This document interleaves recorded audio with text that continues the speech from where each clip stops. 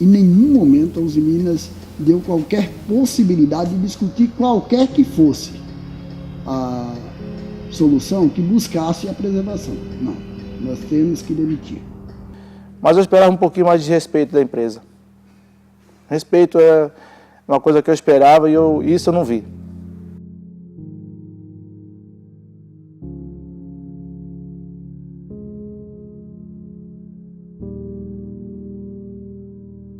Entre 18 de janeiro e 15 de março, ela demitiu 1.860 trabalhadores. Só que essas demissões não cessaram. O clima lá dentro é muito ruim. Todo mundo pensa que vai ser demitido quando chega lá. Todo mundo pensa. Pode ser o mais novo, pode ser o mais velho. Estão mandando gente nova também. Então, não dá para um pai de família chegar lá, mandaram o Ricardo embora. Qual é o pensamento dele? Amanhã sou eu. E aí o número anunciado para a imprensa e até nas reuniões era que era 2.000 demissões de trabalhadores diretos e 2.000 indiretos. Bom, primeiro que a gente já sabia que isso não era real. Acho que vem um filme. E eu ainda confesso que eu não digeri essa situação.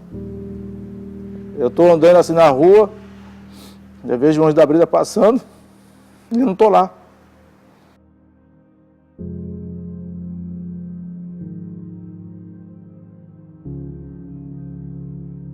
Eles encaminharam um ofício para o sindicato, convidando para uma reunião na terça, e no ofício eles mencionavam a questão de ter que discutir novas adequações. Ele não fala em demissão, mas as adequações a gente já sabe o que é. Tudo bem, nós fomos sabendo mais ou menos do que ia se tratar. E ainda combinamos que nós íamos ouvir, e dependendo da conversa, a gente nos retirava, porque a gente não vai discutir demissão. Iniciou a reunião com eles fazendo todo o discurso que é comum, né? Dói até nos ouvidos de ouvir, mas é a realidade que eles falam. E depois eles falam que tem que adequar a usina de Cubatão. Mas peraí, em janeiro vocês deixaram isso oficialmente, numa reunião com o Ministério Público, informando que era 1.800, nós já chegamos a 2.400. E ainda vão anunciar mais 500 demissões, de 400 a 500, vai sobrar o quê? Na nossa compreensão, isso é uma política, uma decisão política de fechamento da fábrica. Ao mesmo tempo que vocês anunciam uma produção de 120 a 120 mil toneladas mês de laminados, vocês anunciam 500 demissões? Eles ficaram meio que sem resposta. E aí a única pergunta que fizemos era quando seria o processo demissional. Eles falaram que era até 15 de julho, só que ontem eles já iniciaram o processo de demissão. Aliás, eles já estavam demitindo no dia da reunião, até porque nunca pararam. A demissão ocorreu assim, de uma forma que, embora eu já tivesse ouvido falar uma hora antes, que alguns colegas já estavam sabendo que iam ser desligados, eu não sabia ainda a meu respeito. Eu estava na sala, estava fazendo meu trabalho, o supervisor passou para todos na sala, e na ponta da mesa, na sala de reuniões, que tinha uma notícia muito ruim para dar e que ele estava muito mal por causa dessa notícia. Aí ninguém sabia o que ia acontecer, ninguém estava sabendo, até então ninguém estava sabendo de nada. Eu achei que, da forma que ele falou, que tinha até morrido alguém, um colega nosso, porque ele falou de uma forma muito triste mesmo. E depois ele falou: Ricardo, você está sendo chamado lá na sala do gerente. E quando ele disse isso, eu já conheci a história de algumas pessoas que passaram por isso. Eu olhei bem nos olhos do meu supervisor e ele estava muito triste com a notícia, porque era um grande amigo também, é um grande amigo. Mas ele disse: olha, infelizmente é demissão. E no momento que ele falou isso, eu fiquei estático na minha cadeira lá onde eu estava, olhei bem nos olhos dele e paralisei. Fiquei paralisado e gelei. O estômago gelou. 27 anos de casa e de repente tive uma notícia dessa. Eu acho que na hora veio o pensamento da minha filha, que é especial.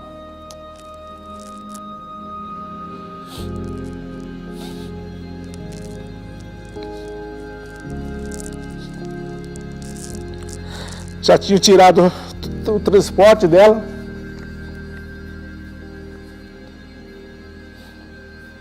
Você me desculpe, mas é difícil segurar.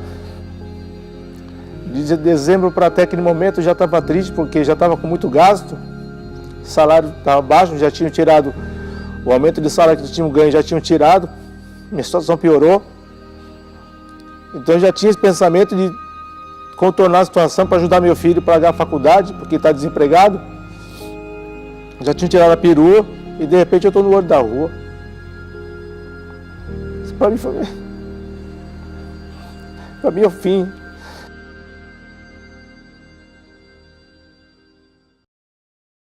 A Cozipa foi criada nos anos 50 como sendo uma indústria de base para desenvolver o polo industrial em Cubatão. E o desenvolvimento passaria também passava e continua passando pela geração de emprego, ou pelo menos esse era o papel principal. A situação nossa não era boa. Eu diria que as famílias se sentiam bem, sabendo que um marido trabalha, sabendo que o marido trabalha na Cozipa, e foi suficiente para a gente entender que só o nome, por exemplo, era passivo até de crédito em lugares que a gente frequentava. Bastava estar com o uniforme no corpo, que as pessoas olhavam muito para o funcionário, assim, né? É como se fosse um cartão de visita, vamos dizer assim.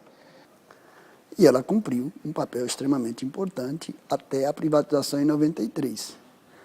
Quando o governo decide privatizar esse setor, também é uma decisão política que inviabiliza a questão da geração de emprego. Você terceiriza isso, você não pode cobrar da iniciativa privada que tem a preocupação com o emprego, porque o cara preocupa com o lucro.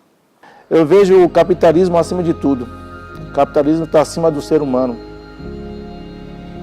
O que fizeram com a minha filha, eu jamais faria uma coisa dessa. Meu filho, coitado, foi fazer um trabalho na igreja para fazer Ele trabalha na cabine na mesa de som, para fazer gravação para televisão, para TV a cabo. Ele ganha R$50. Ele ofereceu para mim pagar uma conta de luz. Pode isso? Que vergonha. Uma vergonha para mim. A Cozipa ela é responsável direta, hoje os Minas, numa ordem de empregabilidade de 25 a 30 mil trabalhadores, porque a gente fala daqueles que estão lá dentro. A Uzi Minas, quando começou a informar que tinha dificuldades, começou a desligar equipamentos em maio do ano passado, ela tinha dentro da usina um número de aproximadamente 12 mil trabalhadores, entre funcionários diretos e terceirizados. Ela vai reduzindo isso em função do desligamento de alguns equipamentos, alguns setores, e quando chega em outubro, quando ela anuncia o fechamento do setor primário, ela tinha 9 mil. Tinha 4.600 funcionários diretos, outros 4.500, eu estou falando 9 mil e pouco, que eram os terceirizados. Na época, a gente já chamamos a atenção dos políticos e das autoridades da região de que essa era uma luta que teria que ser encampada por todo mundo. Infelizmente, viraram as costas. É certo, a prefeita de Cubatão, porque dói mais no bolso dela, ela fez tudo que estava ao seu alcance. A Uzi Minas, Cozipa, como a gente conhece, ela não representa só para o município de Cubatão. Se você andar hoje no litoral, Guarujá, Santos, São Vicente, Praia Grande, você vai ver o número de empresas que fecharam em função do fechamento da Uzi Minas. Porque elas eram produtoras para a Uzi Minas. Elas produziam exclusivamente para a Uzi Minas. Empresas que tinham 600 trabalhadores, que não fecharam porque tem a expectativa de que volta, que ficaram com 30, com 50, e outras que eram de menor porte, que fecharam totalmente, porque não tem para quem atender. Não olhar a omissão que os políticos da região fizeram é uma coisa absurda. E o papel deles é fundamental. E assim como será também, e a gente vamos enfrentar, e eu espero que a gente tenha aprendido a lição para encarar a Petrobras. Porque a Petrobras vai jogar pesado se esse governo Temer continuar na privatização de segmentos importantes que vão gerar o mesmo resultado que a Uzi Minas está gerando. Podem ter certeza disso. Isso serve como um alerta, porque assim, a Uzi Minas é o espelho. De 2003, de 93 a 98, eles investiram bastante com o dinheiro do BNDES para disfarçar o que eles precisavam fazer depois. Mandar milhares de pais de família para a rua para dizer que era uma adequação de mercado. Não tinha adequação de mercado. Enquanto eu demito aqui o cara que ganhava 4 mil, eu contrato um cara da terceirizada com R$1.000.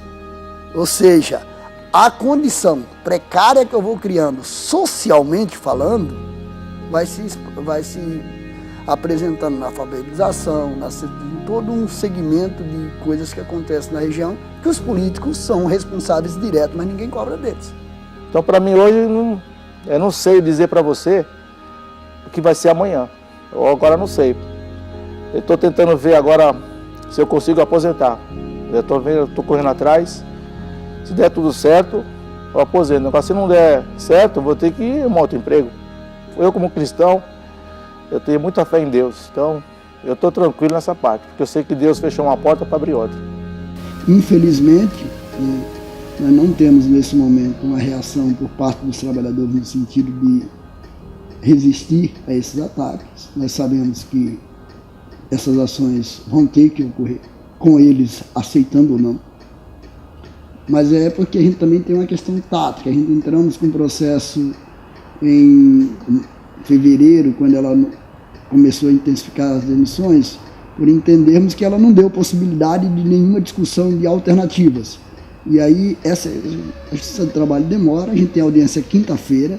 Na terça, quando saímos da reunião com os meninos, nós procuramos o Ministério Público, que foi lá que foi feito, inclusive, as afirmações de quais seriam os números e tal, para mostrar que há má fé. E, em função disso, gerar um parecer para que a gente possa levar na audiência de quinta-feira que vem, dia 23.